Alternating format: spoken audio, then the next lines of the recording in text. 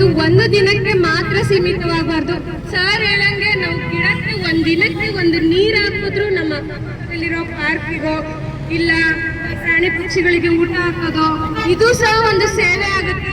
ನಾನು ಎಲ್ಲರನ್ನೂ ಕೇಳ್ಕೊತೀನಿ, ಕೇವಲ ಇದೇನಿದೆ ನಮ್ಮ ಒಂದು ದಿನದ ಮಾತ್ರ ಕಾರ್ಯಕ್ರಮ ಆಗಬಾರ್ದು, ಇದು ನಿರಂತರವಾಗಿರ್ಬೇಕು.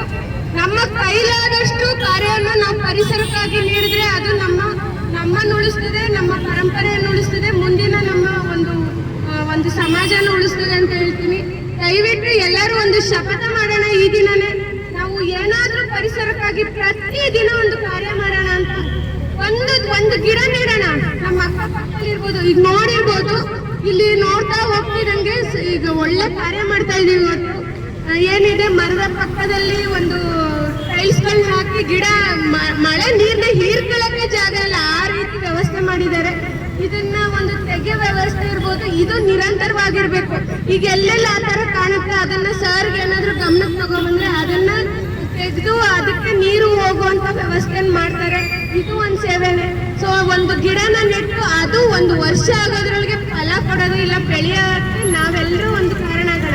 ಒಂದು ಶಪಥ, ಒಂದು ಗಿಡ ನೆಟ್ಟು ಅದನ್ನ ಬೆಳೆಸೋದು, ಈ ರೀತಿ ಪ್ರತಿಯೊಬ್ರು ಮಾಡಿದ್ರು ಅದು ಒಂದು ಸೇವೆ ಆಗುತ್ತೆ. ಎಲ್ರಿಗೂ ಶುಭಾಶಯ.